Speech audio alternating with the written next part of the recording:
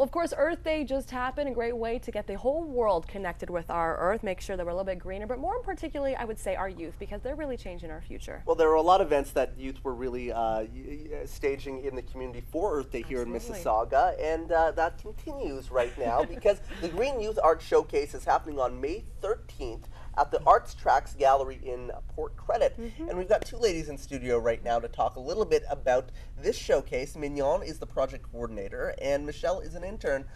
Michelle, I'll start with you. Just tell us a little bit about the Green Youth Art Showcase. Okay, well, the Green Youth Art Showcase is an evening of visual art and performing art, exploring topics in biodiversity and environmental awareness.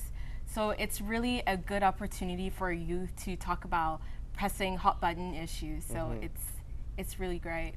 I mean, why do you think it's so important to involve the youth in our community in such green efforts?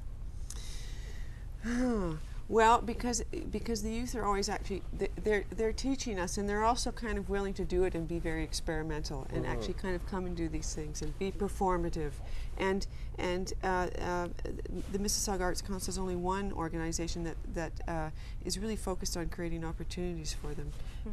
Yeah, so tell us how you're involved, because you're involved in a kind of subsection of this event. Tell us about that. I am. I have created a project for the Mississauga Arts Council that adheres to their interest in being able to make opportunities for youth, and created a project called the Biodiversity through Art Project. And it adheres closely to the 2010 United Nations Year of Biodiversity. And the project is focused on biodiversity through art.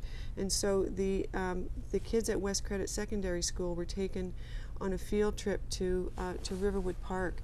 And they had a facilitated experience where they were introduced to concepts of biodiversity, where otherwise they don't really get to actually kind of go out and do this. And they transferred that into an art project, a pretty traditional art project, paintings and also some media paintings, and a media video loop that includes the photographs and the teachings. But it was really, these are special needs kids who had an opportunity to go and have a facilitated art project and in a facilitated exhibition, and they had the opportunity to transfer that knowledge of biodiversity into an artwork.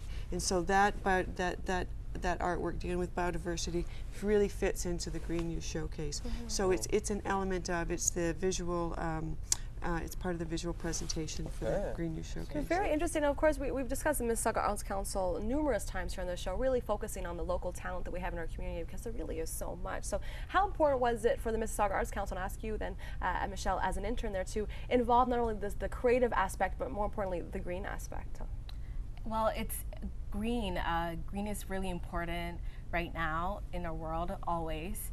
So we thought incorporating green theme and biodiversity with creativity would really be effective for our audiences, and especially since it's the youth. They have a lot to say and they have a lot of opinions to offer. So doing it in such a format is really good for Mississauga, and just to get the whole green topic out there. And you mentioned that, you know, that there are a lot of hot button issues right now when it comes to the environment. We all know about, you know, the situation in the Gulf. What are some of the hot button issues for the youth? For the youth, I would say pollution, and also biofuel, and I would also say just biofuel. You're leading down the right track, because really you touch on one and it opens up so many different things. And I think that's what's so interesting about this event, is though it's focusing on local issues, it's really showing how those local things really affect globally.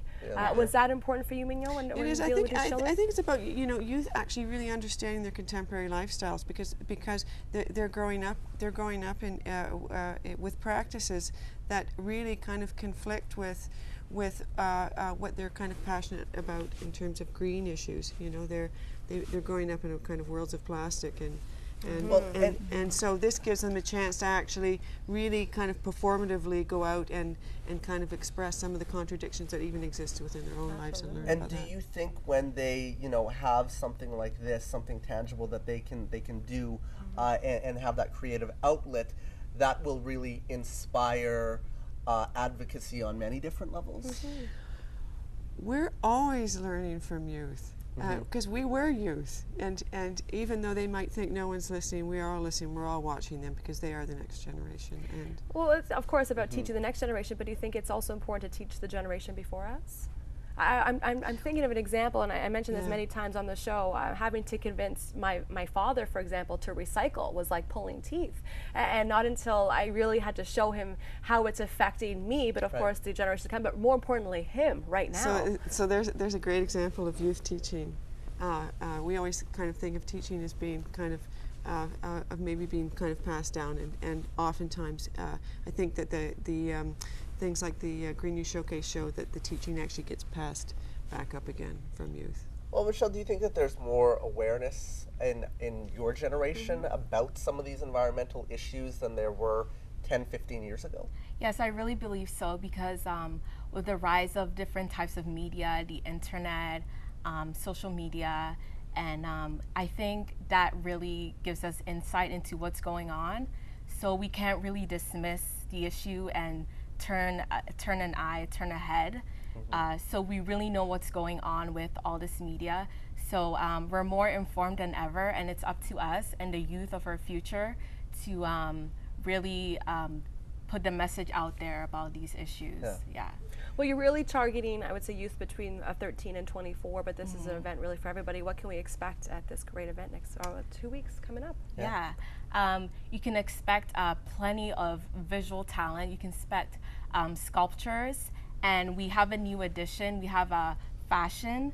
We have Diane DeBarros. She went to China and she showcased a collection made of recyclable materials, which really ties into our Green Youth theme. Absolutely. Yeah, and we also have Mike Celia, singer-songwriter in Mississauga. The multi-talented Mike Celia. Yes. He's been on our show. Mike Celia has been on our show a number of times. He's always involved in great events like this in the community. He is. Guys, thanks so much for coming in today. Let us know how it goes, and continue to continue to do issues like this and tackle issues like this, because it's very important, and the youth is going to take things over soon. Teaching everybody, right? Exactly. Teaching the young and the old. Thanks for having us. Thanks No so problem, much. guys. We're going to put out the information up on the board right now as to how you can get involved with the Green Youth Art Showcase. We'll be back.